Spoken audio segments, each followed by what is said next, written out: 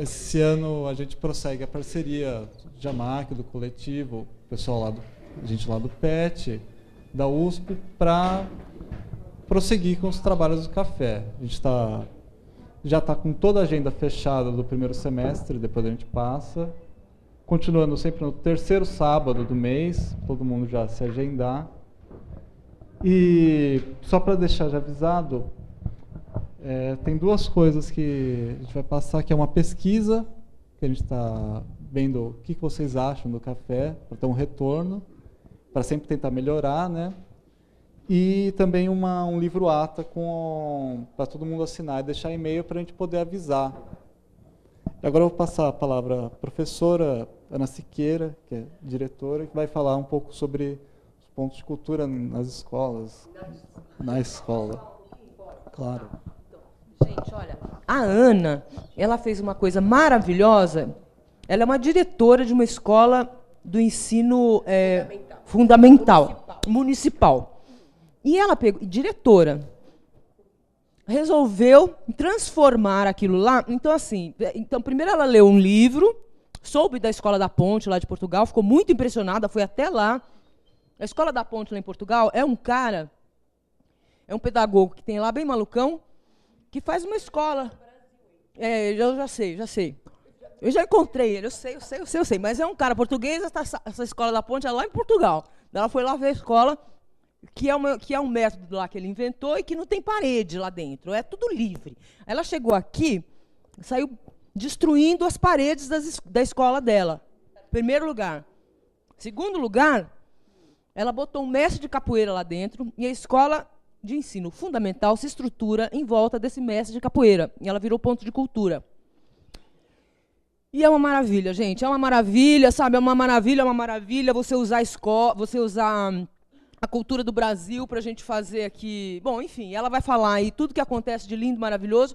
E o meu maior sonho é que todo mundo aqui entrasse numas de fazer todas as escolas aqui do bairro virarem pontos de cultura, porque são redes, né? São redes de sociabilidade que a gente cria, né? Que são assim super potentes, poderosas, assim, e tira moleque mesmo da rua e não sei o quê, todas as coisas que a gente precisa, a cultura faz. Com vocês, Ana Siqueira. Bom, boa noite para todo mundo. Eu sou Ana Siqueira, eu trabalho numa escola municipal ali no Butantã, né, na região do Butantã. É uma escola muito próxima da Universidade de São Paulo. E eu estou há 16 anos lá. Quando eu entrei naquela escola, tínhamos 1.200 estudantes, né? Hoje, a gente tem 630, mais ou menos, mas não é por causa do projeto, é porque a região ela tem mudado bastante, e isso é muito sério, eu penso, porque é uma região que hoje as pessoas mais pobres não podem mais morar lá. Então, o que está acontecendo é que as pessoas vendem o lugar onde moram e estão indo muito mais para longe, e ali está virando um bairro de classe média. E isso, lógico, reflete nas escolas públicas da região, porque em São Paulo as pessoas de classe média não colocam os filhos na escola pública, né? Então, acho que isso é um pouco diferente do resto do Brasil. No resto do Brasil, acho que ainda tem essa história de colocar, não é só o pobre que vai para a escola pública. Aqui em São Paulo, eu acho que isso é muito marcado. E, principalmente, num bairro como hoje está ficando o Butantã. Como é Pinheiros, você tem um mínimo de alunos nas escolas municipais. E, assim, a gente vai vendo como vai destruindo o trabalho da escola pública, né? E a imprensa ela contribui bastante para dizer que a escola pública é uma porcaria. Enfim, mas a gente está numa região bastante interessante da cidade, porque eu trabalhei no governo da Luísa Erundina com Grêmio e Conselho de Escola. Então, eu trabalhava com a participação popular naquela região. E eu conheci o Amorim Lima fazendo esse trabalho, que eu ia visitar as escolas para fazer um trabalho de participação na comunidade. E, nessas idas e vindas, eu conheci essa escola, e que eu achei, no primeiro momento, muito diferente das outras. E o diferente das outras é porque é uma escola que desde sempre, ela abarca uma comunidade diferenciada dentro da escola. Então, tem crianças que vêm de famílias com muito pouca escolaridade e crianças que vêm de famílias com muita escolaridade. Vamos dizer assim, filhos de pessoas que vêm para São Paulo para fazer mestrado, doutorado na Universidade de São Paulo e vêm com bolsa de estudos, não pode colocar o filho numa escola privada e opta pela escola pública e acaba indo para o Amorim. Então, esse jeito de ser da escola, isso me interessou bastante nessa época. Daí teve o concurso para diretor de escola e eu passei, e eu escolhi essa escola por conta desse perfil que a escola tinha, e eu achava que isso era muito interessante para fazer um trabalho. Bom, chegando lá, 16 anos atrás, a gente começou a atuar no conselho de escola, na participação da comunidade. Porque, só para vocês imaginarem, era uma escola que há muitos anos estava sem diretor titular, diretor, né? Então, estava com diretores que assumiam por pequenos tempos, porque eram diretores substitutos da rede. E professores com muito tempo na escola. Tinha professores que tinham 25 anos naquela escola. Então, tinha uma linguagem que era que eles decidiam, né? O diretor que chegava, como não era um diretor de concurso e tal, fazia mais ou menos o que estava já posto na escola. Então, tinha o quê? Aluno que dava trabalho, a escola conversava com outra escola para trocar o problema. Pegava um problema dessa escola, conversava com o diretor, trocava de problema, falava assim, vamos mudar? Eu mando um difícil meu, você manda um difícil seu. Então, isso era uma rotina dessa escola. A comunidade tinha uma vontade imensa de participar, só que estava confinada, vamos dizer assim, na festa junina.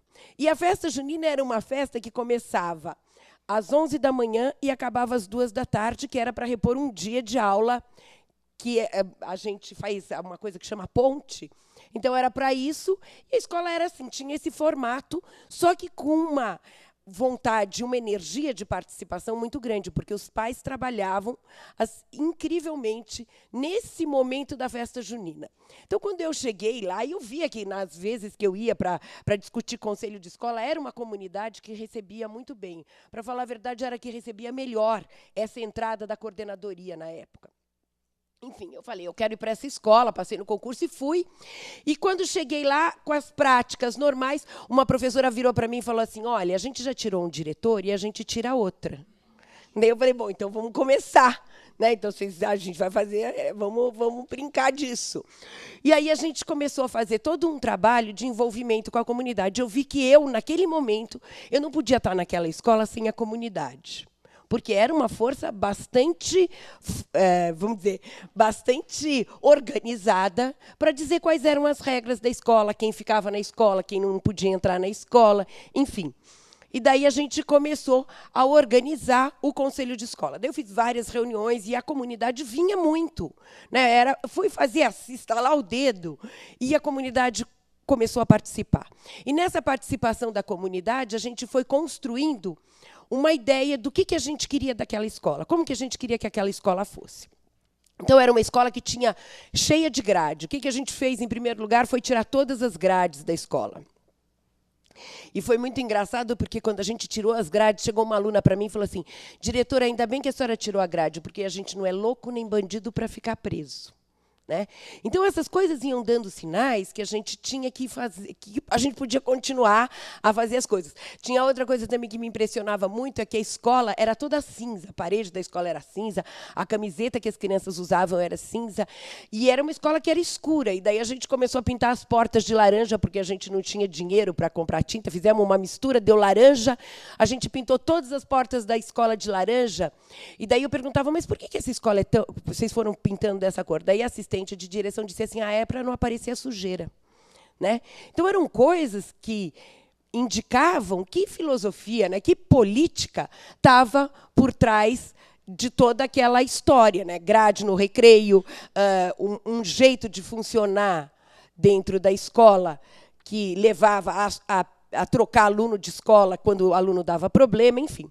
E aí a gente foi trabalhando com o conselho de escola na ideia de que os pais começaram a discutir a participação deles dentro da escola e discutir também como é que era essa história dos alunos. E foi muito interessante naquele momento, porque os pais eram muito solidários aos outros pais.